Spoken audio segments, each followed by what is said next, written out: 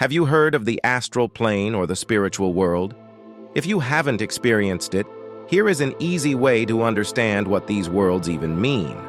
We are living in a 3D world, and in spirituality, we know that we have many higher dimensions, such as astral, which corresponds to the fourth dimension or heavenly realms of 5D, or the mind plane. But how can we understand these dimensions? The easiest way is to look at the 2D world, which is beautifully explained by American scientist and astronomer Carl Sagan in Cosmos, A Personal Voyage in 1980. Let's imagine that we are perfectly flat, that we live, appropriately enough, in a flatland. Everybody in flatland is, of course, exceptionally flat. We have width and length, but no height at all.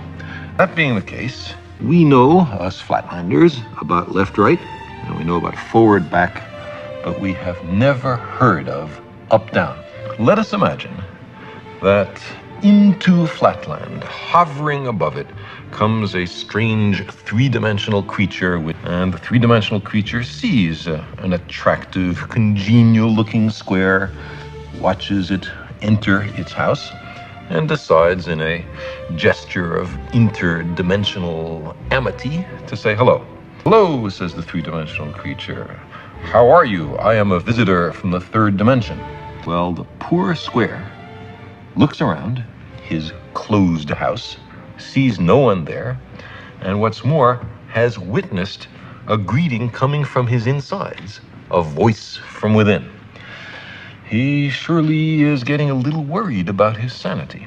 Three-dimensional creature is unhappy about being considered a psychological aberration, and so he descends to actually enter flatland. Now, a three-dimensional creature exists in flatland only partially. Only a plane, a cross-section through him can be seen.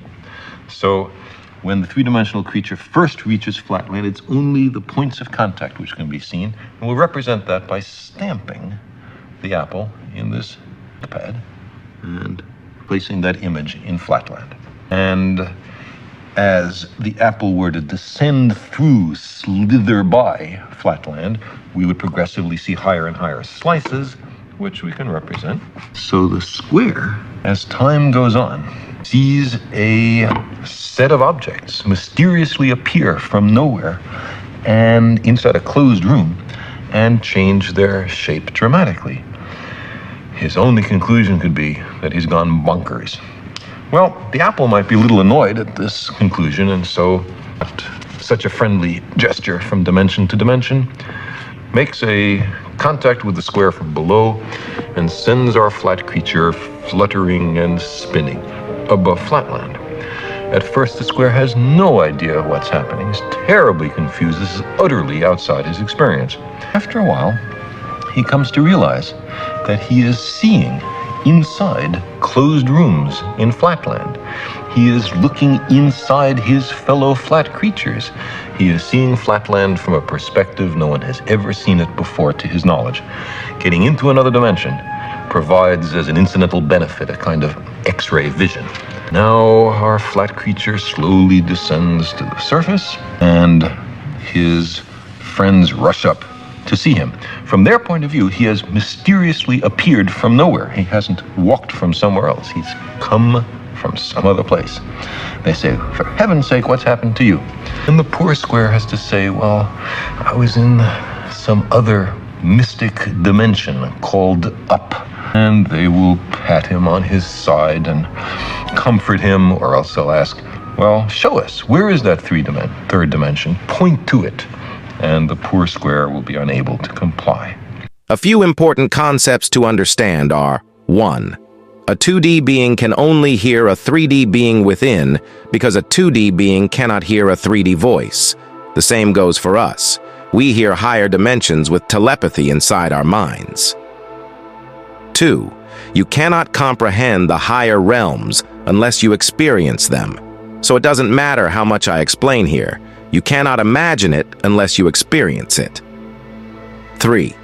Anything a higher dimension does, to us, will look like magic or a miracle. 4. For a 2D creature, the only way to be a 3D being is to have a copy of himself through the third dimension. Or even better, is to understand that it was a 3D being all along but trapped in a 2D reality and 2D mindset. The same goes for us. We are higher dimension beings trapped in this 3D world momentarily. Time is recognized by many scientists as the fourth dimension. We cannot understand the fourth dimension that easily because, to us, time is passing, and we can't comprehend that time is just an illusion.